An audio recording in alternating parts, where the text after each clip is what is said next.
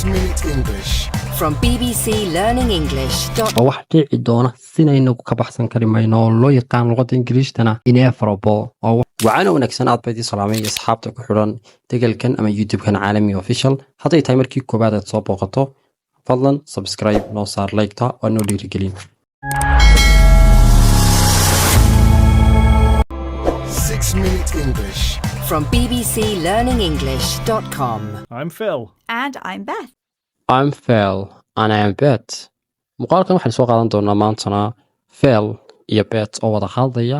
isla mar ahaantaana waxay ka hadli doonaan mowduuc ku saabsan qofku marka uu weynaanayo ama daadiisu sare u kacayso calaamadaha uu isku arki karo. Muuqaalo badan waynu soo qaadanay oo Phil iyo Beth ah. Qofkii u baahan YouTube-ka xagga hoose playlistiga ku laabto conversation ku qoran yahay. Grey hairs, wrinkles, and poor eyesight are common signs that our body is growing old. Much as we'd like to, we Phil ayaa ku bilaabay hadalkiisii sida tan markaa grey hairs. Grey hair waa timaha cadaanka ama midabka greyga loo yaqaan isla mar ahaantaana cirrada noqonaya. Wrinkles iyo ururka wejigu markuu isku soo ururo ayaa waxaa loo yaqaan wrinkles buu yeeshay. And poor eyesight iyo aragtidooda markaa daciif noqoto ayuu ku leeyahay are common signs waa calaamado guud daad kuwaasoo ah our body in jirkeenu is growing inuu korayo old oo markaa weynaanayo much in badanoo as we like to sida aynu jecelnahay ah can't avoid aging, so it's important to stay healthy as we get older. we can't afford kama fogaan karayno kama baxsan karayno aging dada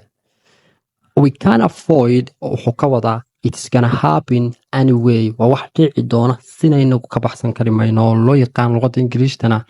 inevitable waa wax dhici doona aanad waxba ka bedeli karayn marka wuxuu yidhi da'du waa wax aynan marnaba ka baxsanayn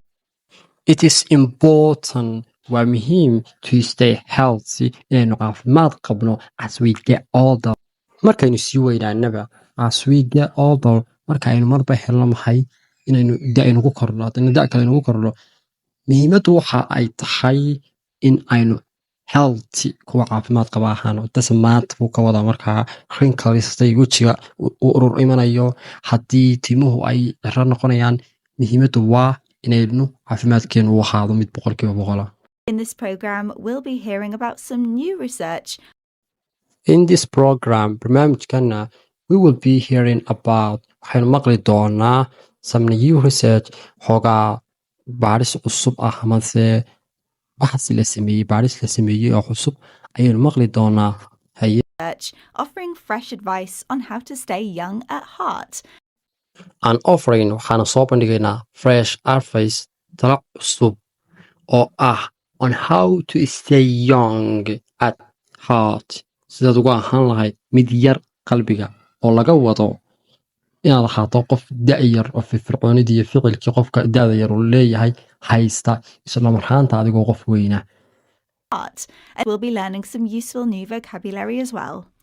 But 6-Minute English isn't just about vocabulary. we will be learning waxaynu baran doonaa some useful new vocabulary as well waxaynu baran doonaa xoogaa ereyo faa'iido leh oo ah kuwa cusub ayaynu baran doonaa sidoo kale 6-Minute English isn't it just about vocabulary Englishta 6 mirir ahi kaliya maaha erayo vocabulary kaliya maaha We improve your listening skills as well, so why not turn on the audio subtitles or we improving waxaanu sare u qaadinaa ama improvement ku samaynaynaa your listening skill as well sidoo kale xirfadaada dhegaysigana saraan u qaadaynaa why not turn on the audio subtitle maxaad u shidan weyday ama u furan weyday subtitle-ku waxa weeye qoraalka xagga hoose socda markii dadku hadlayaan codkoodu baxayo isla marhaanta qoraalka xagga hoose soconaya maxaad u furan weyday oldest recorded person ever to have lived was a woman who was born in 1875 and the oldest recorded person qofkii ugu da'da weynaa la diiwaan geliyo ama recordka galaa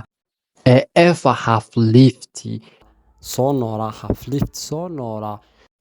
was a woman gabadh ayay ahayd who was born taasi oo dhalatay 1875 1875